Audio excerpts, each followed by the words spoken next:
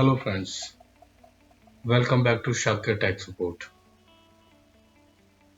आज हम सीखेंगे कि एप्सिलॉन में मैक्रो कैसे बनाते हैं। मैक्रो बनाने के लिए क्या क्या चीज़ें ज़रूरी हैं, किस किस चीज़ का ध्यान देना चाहिए, हमसे क्या गलतियां हो जाती है मैक्रो बनाते वक्त, ये सभी चीज़ें आज मैं कवर करने वाला हूँ। वीडियो थोड़ा लंबा हो सकता है, बट प्लीज़ वीडियो को शुरू से एंड तक देखें, वरना हो सकता है कि आपसे कुछ ज़रूरी पॉइंट्स स्किप हो जाए। तो मैक्रो बनाने के लिए सबसे पहली जो चीज़ है वो है आपकी लॉजिक। आपको क्लियर होना चाहिए कि आप क्या करना चाहते हैं, क्योंकि लॉजिक सभी के अलग अलग होते हैं। मेरा अलग है, आपका देखने का नज़रिया अलग है, काम करने का अलग है, किसी और का अलग होगा। तो अगर आप लॉजिक क्रिएट कर सकते हैं अपने माइंड में, तो आप एक बेहतर मैक्रो बना सकते हैं। ये जो 3 पॉइंट्स हैं ये बहुत ज़रूरी होते हैं मैक्रो बनाते वक्त, कि बुकमार्क कहाँ सेट करना है आपको, ताकि आप दोबारा जंप कर सकें वहाँ पे। बेसिकली क्या होता है कि जब हम किसी मल्टीपल फाइल्स होती हैं उनके अंदर जाके कोई मैक्रो रन करते हैं और फिर वापस बाहर आते हैं, उसके लिए हमें मैक्रो बुकमार्क का यूज़ करना होता है, ताकि फाइल के अंदर से बाहर आ जाए और दूसरी फाइल में जा सके। मार्क सेट क्या होता है कि मार्क सेट क्या करता है कि चीज़ों को हाईलाइट करने के लिए मार्क सेट से सर्च तक का एरिया जो है वो हाईलाइट हो जाता है। आपको डिलीट करना है कोई पर्टिकुलर टेक्स्ट, तो मार्क सेट उसके लिए होता है। ये दोनों बेसिकली आप आपस में जुड़े हुए हैं, मार्क सेट और search. Position of your cursor, आपको पता होना चाहिए कि जब आप मैक्रो स्टार्ट कर रहे हैं तो आपका कर्सर कहाँ पर पॉइंट है, कहाँ रखना है, और जब इसे क्लोज करेंगे तो कर्सर कहाँ पॉइंट होना चाहिए। फंडा ये है कि जहाँ पर जैसे आपने कोई मैक्रो स्टार्ट किया और कुछ सर्च कराया, कोई टास्क परफॉर्म किया, अब आपका कर्सर जहाँ पर जैसे स्टॉप करेंगे आप मैक्रो, तो उससे पहले आपका कर्सर वहाँ पॉइंट होना ज़रूरी है जहाँ पर आपको सेम कंडीशन दोबारा मिल सके, ताकि आपका जो मैक्रो है प्रॉपर आगे रन कर सके। स्टार्ट और एंड मैक्रो तो आपको पता ही होगा, कैसे स्टार्ट करते हैं और कैसे क्लोज करते हैं। जब हम कोई मैक्रो बना लेते हैं तो वो एक कीबोर्ड मैक्रो होता है जिसे कंट्रोल F4 के साथ रन किया जाता है। और कभी भी नया मैक्रो बनाते हैं तो वो एक कीबोर्ड मैक्रो ही होता है। जैसे आप, और ये तब तक काम करता है जब तक आपका एप्सिलॉन ओपन है या फिर आपने कोई नया मैक्रो नहीं बना दिया। जैसे ही आप नया मैक्रो बनाएंगे आपका पिछला कीबोर्ड मैक्रो जो है डिलीट हो जाता है। इसीलिए हम क्या करते हैं, जो 9वां स्टेप है, हम उस कीबोर्ड मैक्रो को नाम दे देते हैं। यह है नेम कीबोर्ड मैक्रो। नाम देने के बाद क्या होता है कि इसे हम किसी की पर बाइंड करा सकते हैं, किसी पर्टिकुलर सिंगल की या ऑल्ट की के साथ कोई की, या फिर कंट्रोल की के साथ कोई अदर की। इस तरीके से इसको हम एक की पर बाइंड कर देते हैं, फिर यूज कर सकते हैं। आप उसको बार बार यूज करना चाहते हैं कि आप सोचते हैं कि एप्सिलॉन में बंद करके जब दोबारा कभी ओपन करूं तो यूज कर सकूं, उसके लिए हम क्या करते हैं कि उस मैक्रो को जो हमने नाम दिया था उसे हम एक STA फाइल में सेव कर देते हैं। वो कैसे करते हैं मैं आपको वीडियो में बताने वाला हूँ। लास्ट में आपका आता है कि जैसे कोई मैक्रो बनाया है, उसकी कोई फाइल क्रिएट करनी है, आपको किसी फ्रेंड को फॉरवर्ड करनी है। वैसे तो आप क्या कर सकते हैं, अगर आपने STA फाइल के अंदर सेव करा दिया है कोई मैक्रो, तो अगर आप अपने एप्सिलॉन फोल्डर के अंदर से वो STA फाइल भी किसी को दे देते हैं तो वो मैक्रो उसके सिस्टम में भी काम करेगा। लेकिन अगर आप ये नहीं चाहते तो आप क्या कर सकते हैं कि आप उन जो मैक्रोज थे आपके उनको एक फाइल में सेव करा सकते हैं और आप किसी को भी उसे हैंड ओवर कर सकते हैं, ताकि वो अपने सिस्टम में यूज कर सकें। तो चलिए शुरू करते हैं हम अपना पहला मैक्रो। ठीक, यहाँ पर मैंने एक रॉ फाइल ली है जिसमें आपको मैं मैक्रो के थ्रू टैग लगाकर बताऊंगा और उन टैग्स में स्टाइल लगाकर बताऊंगा, क्लासेस। तो वैसे तो हम चाहें तो ये रॉ फाइल जो है इसमें पैराग्राफ का टैग हम रिजेक्ट के थ्रू भी लगा सकते हैं, जो कि एक क्लिक पे लग जाएगा। बट अभी फिलहाल क्योंकि मैं मैक्रो की बात कर रहा हूँ तो मैं इसे आपको मैक्रो से बताऊंगा, क्योंकि अभी फिलहाल मुझे सिर्फ पैराग्राफ लगाना है तो मुझे मार्क सेट की ज़रूरत नहीं है। सिंपली यहाँ पर मैं अपना मैक्रो स्टार्ट करूँगा Ctrl+Shift+9 के साथ, और मुझे जो टैग लगाना है पैरा का, मैं यहाँ पर टैग टाइप कर दूंगा। अब मेरा स्टार्टिंग टैग लग चुका है। एंडिंग टैग लगाने के लिए मुझे क्या करना होगा, ऑल्ट की के साथ फॉरवर्ड एरो दबाऊंगा तो ये क्या करेगा, लाइन के एंड में कर्सर पॉइंट कर देगा। वहां पर मैं क्या करूँगा, क्लोजिंग पैराग्राफ लगा दूंगा। अब आती है मेरी मैक्रो क्लोज करने की बारी। तो मैंने कहा था आपसे कि आपको कर्सर कहाँ पॉइंट करना है ये पता होना ज़रूरी है। अगर मैं इसी पोजीशन पर अपना कर्सर पेस्ट कर देता हूँ तो क्या होगा कि यहीं पर मेरा, तो क्या होगा कि इसी जगह पर मेरा स्टार्टिंग टैग लगता रहेगा और इस सेम जगह पर मेरा क्लोजिंग टैग लगाता रहेगा। तो इससे मेरा मैक्रो आगे बढ़ नहीं पाएगा। है ना, वो इसके लिए ज़रूरी है कि जो जैसी कंडीशन आपकी स्टार्टिंग मैक्रो स्टार्ट करते वक्त थी वही आपकी दोबारा हो, ऐसी जगह पॉइंट करना पड़ेगा। तो मैं क्या करूँगा, इसको फॉरवर्ड एरो दबा के 2 बार दबाऊंगा, ये क्या करेगा, नेक्स्ट पैराग्राफ पे पहुंच जाएगा। या फिर मैं क्या कर सकता हूँ कि ऑल्ट के साथ बैक एरो दबा के इसको डाउन एरो दबाकर मैं क्या करता हूँ कि पैराग्राफ की स्टार्टिंग पर आ सकता हूँ, जो नेक्स्ट पैराग्राफ है जहाँ पर मुझे पैराग्राफ पर टैग लगाना है। अब यहाँ पर आने के बाद मैं अपना मैक्रो बंद कर देता हूँ कंट्रोल एक्स शिफ्ट 9 के साथ। नीचे मैसेज देख रहे हैं आप, कीबोर्ड मैक्रो डिफाइन हो चुका है। पहला बनाया हुआ मैक्रो हमारा जो होता है वो कीबोर्ड पे जाता है। कीबोर्ड मैक्रो कैसे यूज करते हैं, कंट्रोल F4 के साथ। अब जैसे ही मैं कंट्रोल F4 दबाता रहूंगा तो क्या होगा, ये पैराग्राफ का स्टार्टिंग और एंडिंग टैग लगाता रहेगा। मेरे पास इतना टाइम नहीं है कि मैं पूरी फाइल में कंट्रोल F4 के साथ ही लगाता रहूँ। तो अभी फिलहाल क्योंकि मुझे दिखाना था मैक्रो कैसे बनाते हैं, इसलिए मैंने आपको दिखाया। अब मैं क्या करूँगा, इसे रिजेक्ट्स के थ्रू करूँगा। ऑल्ट स्टार के बाद डॉट प्लस ग्रुप बनाऊंगा। डॉट प्लस क्या करेगा, पूरी लाइन को फाइंड करने के लिए यूज होता है डॉट प्लस।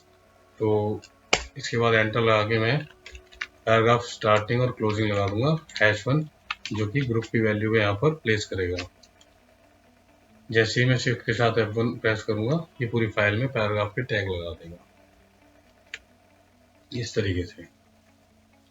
अब हमने पैराग्राफ लगा दिए हैं फाइल में। मैं इसमें क्या करूंगा, अब क्लासेस लगाऊंगा। ठीक है, तो पहले मैं लगाता हूँ एक इंडेंट की क्लास, जो कि खुद से पैराग्राफ का टैग फाइंड करे और नेक्स्ट पैराग्राफ पे मूव हो जाए।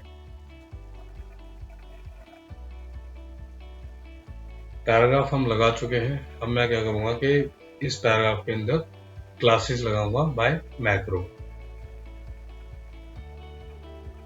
अब जैसे ही मैं दूसरा मैक्रो बनाऊंगा, मेरा पिछला जो मैक्रो है कंट्रोल F4 पर था वो रिमूव हो जाएगा। ये मैंने आपको पहले ही बता दिया है।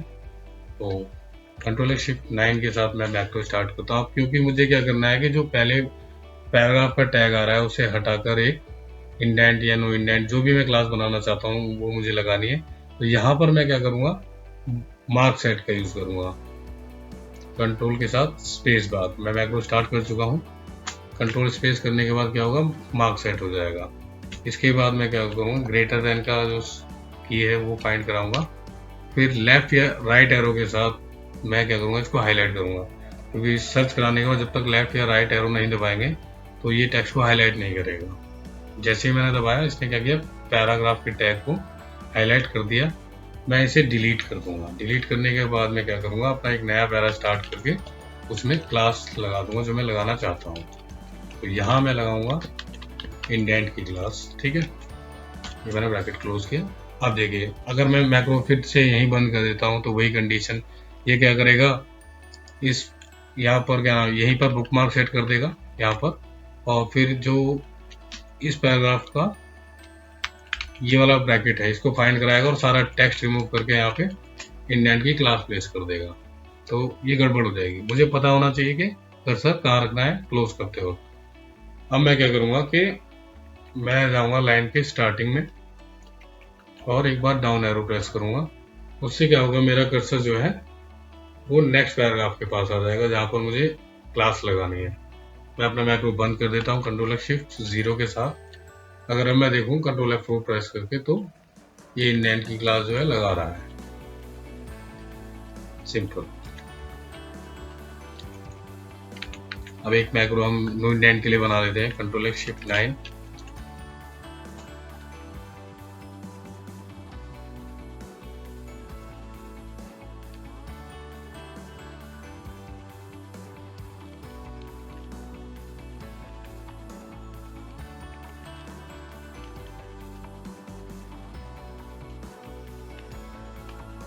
ये मैंने नो इंडेंट के लिए बना दिया। अब हम क्या देखेंगे कि मैंने एक मैक्रो बना दिया, अब मैं चाहता हूँ कि इसे नाम दे दूँ, क्योंकि जैसे जैसे मैं नया मैक्रो बना रहा हूँ मेरे पिछले मैक्रो जो है वो हटते जा रहे हैं। अब मैं इसको दोबारा यूज कर सकूँ इसके लिए मैं क्या करूँगा, इस कीबोर्ड मैक्रो को एक नाम दे दूंगा। तो नाम देने के लिए जो कमांड है वो Alt X के साथ मैं लिखूंगा name keyboard macro. Name keyboard macro के बाद ये पूछेगा कि नाम क्या देना है, ठीक है। तो मैं इसका नाम दे दूंगा no indent. No indent enter जैसे ही प्रेस करूंगा, क्योंकि पहले से शायद बनी हुई होगी मेरे फोन में इसलिए मैसेज पॉपअप हो रहा है, अगर आपने नहीं बना रखी है तो नहीं होगा। मैं इसको यस कर देता हूँ, ये रिप्लेस हो गई। अब मैं कीबोर्ड मैक्रो को नाम दे चुका हूँ, तो नाम दिए हुए मैक्रो को यूज करना है तो मैं कैसे करूंगा, Alt X के बाद में से नो इंडेंट जो कमांड नेम मैंने दिया था उससे यूज करूंगा, और ये देखिए वही टास्क परफॉर्म कर रहा है। लेकिन Alt X के साथ नाम देकर इसको यूज करना भी मतलब थोड़ा लेंथी प्रोसेस है। तो इसके लिए मैं क्या करूंगा, जो मैंने कमांड का नाम दिया है उसे एक की पर बाइंड कराऊंगा, ठीक है।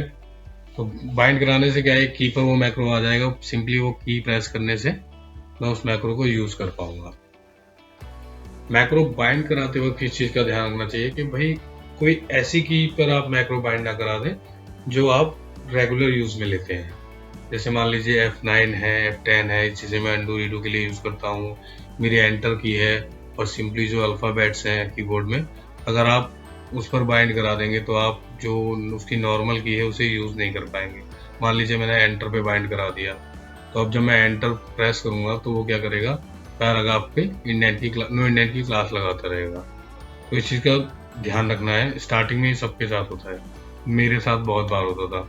अब भाई मैं तो क्या करता था, परमानेंट भी कर देता था उसे, उसके बाद मुझे दोबारा एप्सिलॉन उठाना पड़ता था ताकि मैं उसी को यूज कर सकूं। मुझे आइडिया नहीं था कि उसे सही कैसे करते हैं।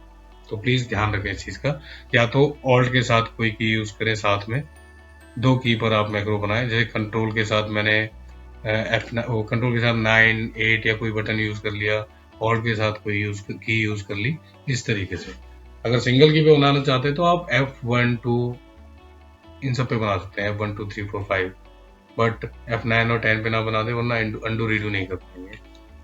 तो वैसे बाइंड कराता हूँ ऑल्ट F के साथ में बाइंड टू की, इस कमांड का यूज करूंगा। जैसे मैं एंटर प्रेस करूंगा ये मुझसे पूछेगा कि कौन सी की है जो आप बाइंड कराना चाहते, तो मैंने उस कमांड का जो नाम दिया था वो था नो इंडेंट, ठीक है। अब जैसे ही मैं नो इंडेंट सेलेक्ट करूंगा ये पूछेगा कौन सी की पर बाइंड करना है, तो इसे मैं F1 पर बाइंड करा देता हूँ, ठीक है। अब क्या होगा कि मैं जैसे ही F1 प्रेस करूंगा तो मेरा मैक्रो जो है वो रन होने लगेगा। लेकिन अभी भी एक प्रॉब्लम है कि ये मैक्रो सिर्फ तब तक काम करने वाला है जब तक हमारा एप्सिलॉन ओपन है। जैसे ही मैं एप्सिलॉन बंद करूंगा तो मेरा ये जो मैक्रो है वो खत्म हो जाएगा।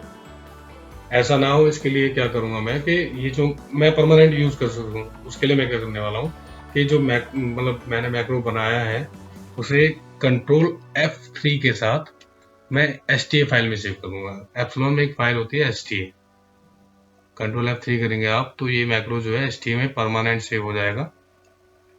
उसके बाद क्या है कि आप इसे बाद में भी यूज कर सकते हैं बिना STA में सेव करे। अगर आप इसे क्लोज कर देते हैं एप्सिलॉन को तो ये आपका मैक्रो खत्म हो जाएगा। मैंने STA में सेव करने के लिए मैंने एंटर प्रेस कर दिया, तो आप देख सकते हैं यहाँ पे एक मैसेज शो हो रहा है, स्टेटमेंट सेव ऑन STA, वो पाथ पूरा दिखा रहा है। अब अगर मैं वो एप्सिलॉन क्लोज भी कर देता हूँ तो ये मैक्रो प्रॉपर काम करेगा जब मैं इसे दोबारा ओपन करूंगा। मैं आपको दिखा देता हूँ, मैंने इसे क्लोज किया, एग्जिट कर दिया, इसके बाद डेस्कटॉप से मैं इसको दोबारा ओपन कर लेता हूँ।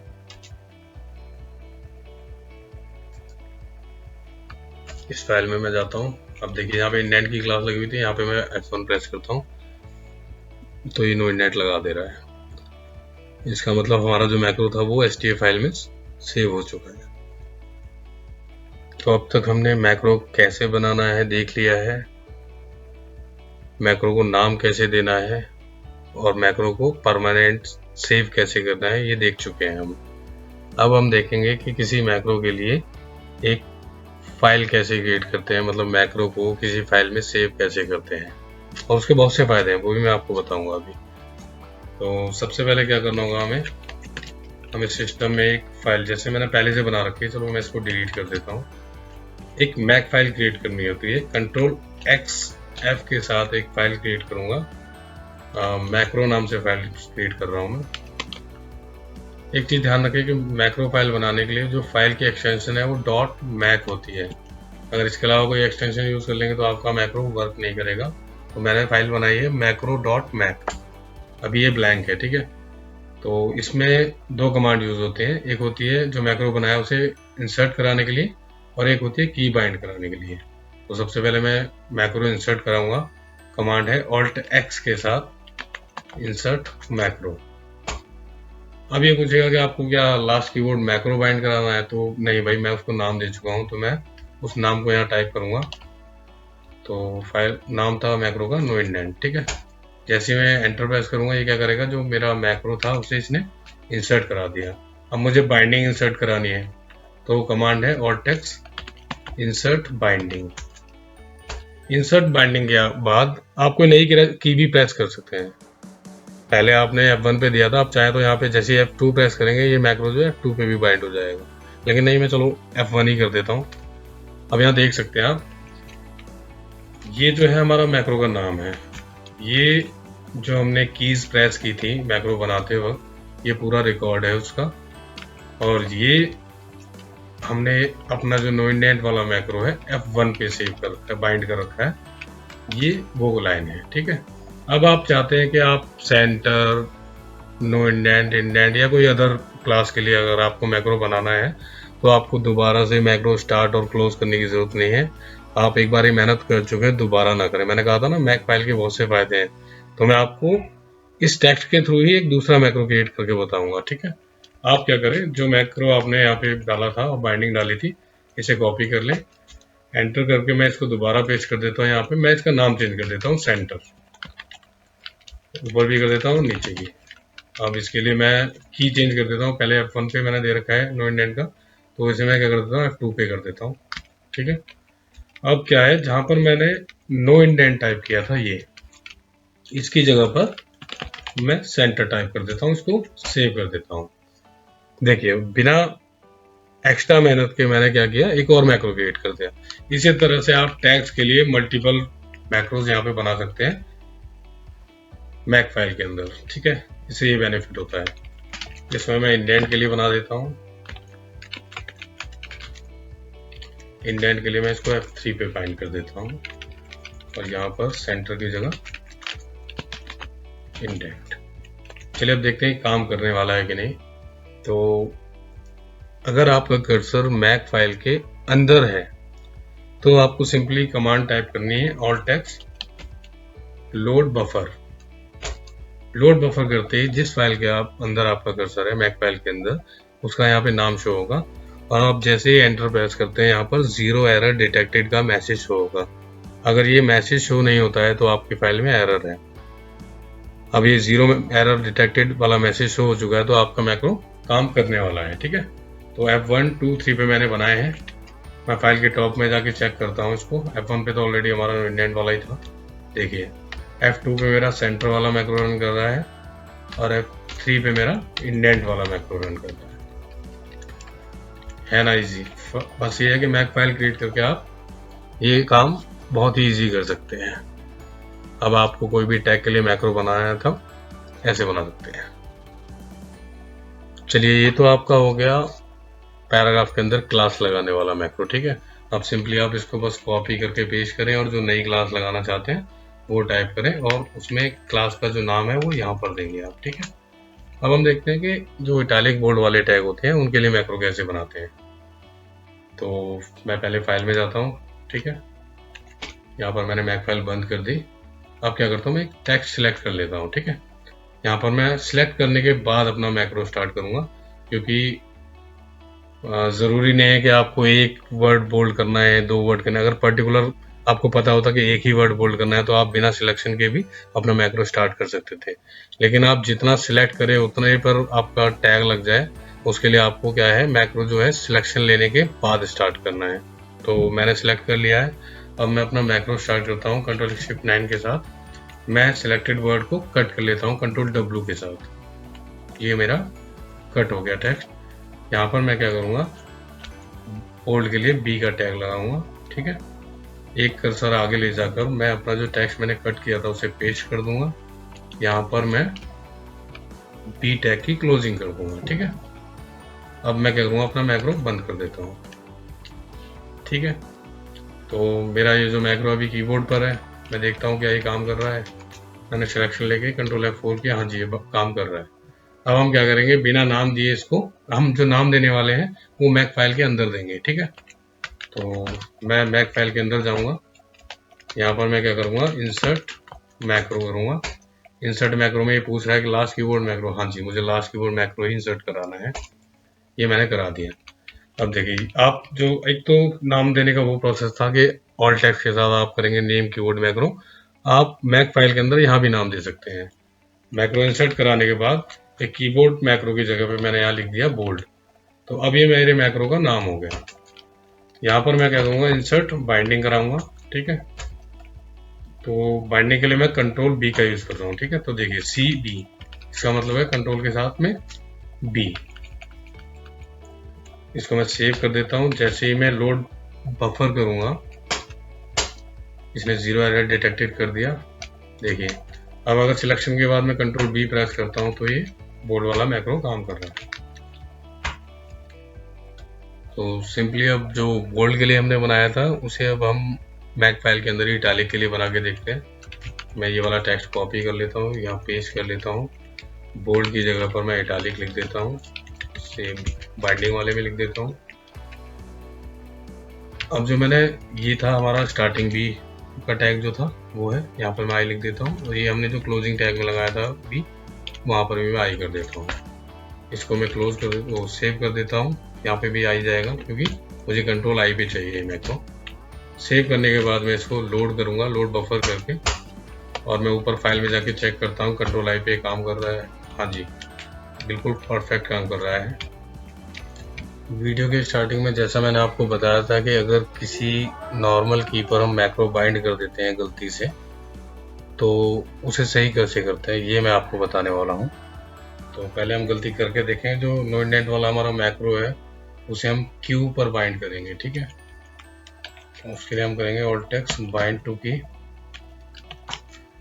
उसके बाद हम मैक्रो का नाम देंगे नो इंडेंट, इसे हम Q पर बाइंड कर देते हैं। ठीक है, अब मैं Q प्रेस कर रहा हूँ तो ये नो इंडेंट वाला मैक्रो काम कर रहा है। ठीक है, लेकिन अब मुझे चाहिए कि ये नॉर्मल हो जाए, तो उसके लिए क्या करना है वो मैं आपको बताता हूँ। उसके लिए कमांड है ऑल्ट टेक्स्ट बाइंड टू की करके हम करेंगे। बाइंड टू की के बाद हम करेंगे नॉर्मल कैरेक्टर।